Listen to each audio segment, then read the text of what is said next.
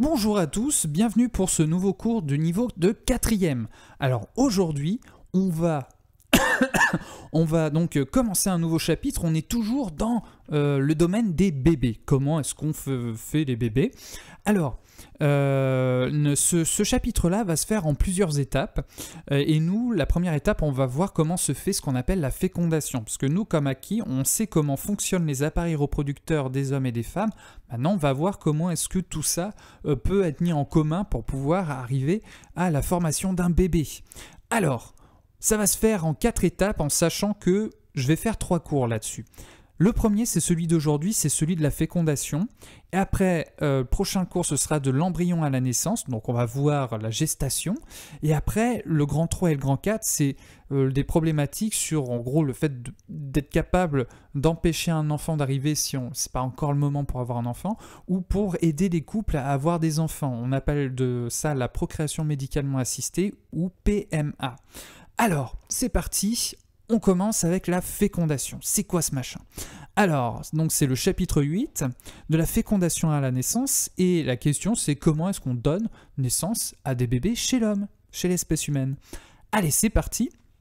Donc, la fécondation chez l'homme. Et dans cette activité, moi, ce que je vous propose de faire, donc il y a 5 questions différentes qui sont à chaque fois rattachées à des documents. Donc, si je dis pas de bêtises, il y a le premier document où vous avez les 2 premières questions. Ensuite, vous avez un autre document, c'est la 3e question, et après un dernier document où vous répondrez avec vous répondrez pour les 2 dernières questions. Allez, c'est parti. Donc vous avez un premier document. Alors désolé, je ne veux pas vous choquer, mais c'est un document où vous voyez les 2 appareils reproducteurs lors d'un rapport sexuel. Donc sur votre gauche, vous avez donc une coupe qui est faite. Vous voyez l'appareil reproducteur chez l'homme. On part du testicule, l'épididyme, après on va voir le canal déférent, après on va passer au niveau de la verge.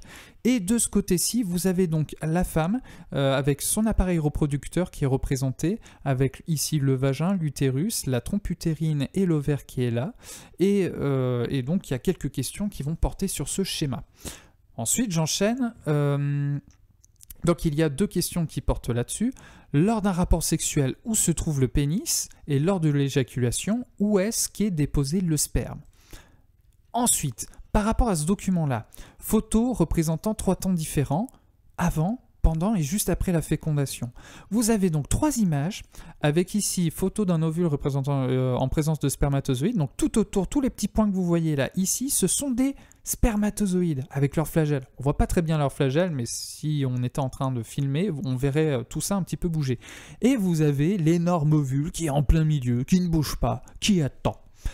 Ensuite, à droite, vous avez une nouvelle fois une image où on a là en bleu, ici, tout ça c'est l'ovule, et là vous avez un spermatozoïde avec son flagelle, et vous voyez que la tête est en train de s'enfoncer à l'intérieur de l'ovule. Et à droite, vous avez la photo d'une cellule œuf, donc en fait c'est la première cellule qui va vous donner vous. C'est-à-dire que Monsieur Bonnard, il y a fort longtemps, c'était juste un truc comme ça. Hein. Moi j'ai été qu'une seule cellule, et vous aussi, vous n'avez été qu'une seule cellule à l'origine. Hein. Et après, vous êtes développé pour donner un bébé. Donc là, ici, vous avez une photo d'une cellule œuf. Et je vous précise une chose, c'est que vous avez le noyau.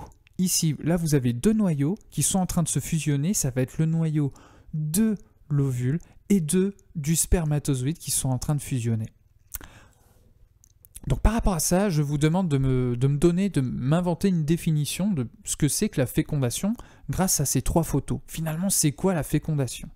Ensuite, je vous remets ceci, ce schéma-là, et en fait, à partir de ce schéma-là, où vous avez donc l'appareil reproducteur chez la femme, à l'aide des réponses que vous avez eues précédemment, il va falloir me décrire en gros 2 choses. C'est primo, où est-ce qu'est libéré l'ovule, et secondo, en sachant que l'ovule va pas beaucoup bouger, essayez de me faire le trajet du spermatozoïde une fois qu'il a été déposé dans les voies génitales de la femme.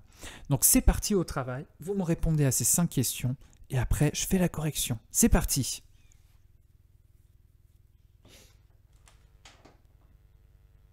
Alors, on commence. Primo, lors d'un rapport sexuel, où se trouve le pénis?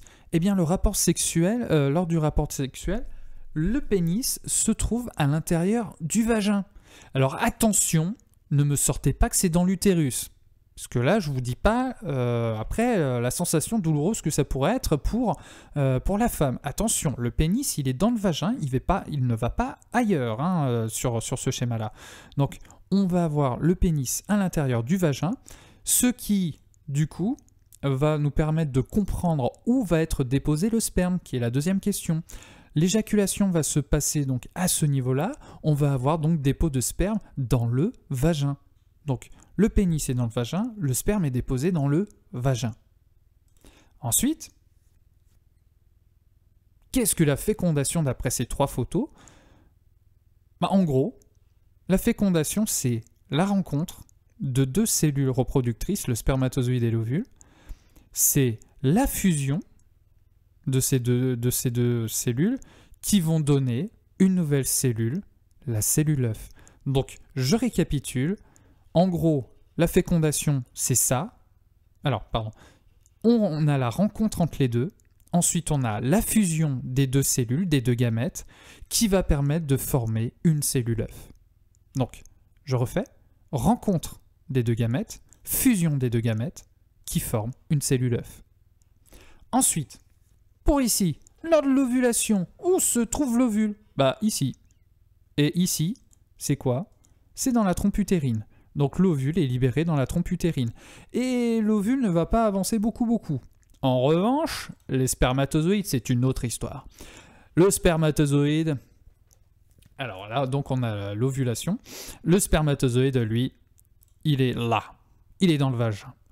Il a une mission très très dangereuse. Il va devoir franchir le col de l'utérus. Ensuite, il va devoir continuer son trajet et malheureusement, il va devoir choisir. Soit il va aller dans la trompe utérine de ce côté-ci, soit dans la trompe utérine de ce côté-ci. Et oui, il y a des millions de spermatozoïdes qui, après être arrivés dans l'utérus, se sont trompés de chemin, sont allés de ce côté-ci. Et oui, ça fait plein de spermatozoïdes qui sont morts pour rien. Et lorsqu'on a la rencontre entre les deux, on finit par avoir la fécondation. Donc en gros, si je récapitule, le spermatozoïde va être déposé dans le vagin, il va franchir le col de l'utérus, il va traverser l'utérus et il va ensuite s'engager dans une des trompes utérines. Donc vous aurez ça dans votre schéma à la fin. Voilà. Ensuite, en bilan, et c'est tout ce qu'on peut dire, lors d'un rapport sexuel, les spermatozoïdes vont être déposés dans le vagin. Ces spermatozoïdes vont franchir le col de l'utérus et remonter jusqu'aux trompes utérines où il y a l'ovule lieu. Et là, on aura alors la fécondation. Je vous remercie pour votre attention. À tout bientôt.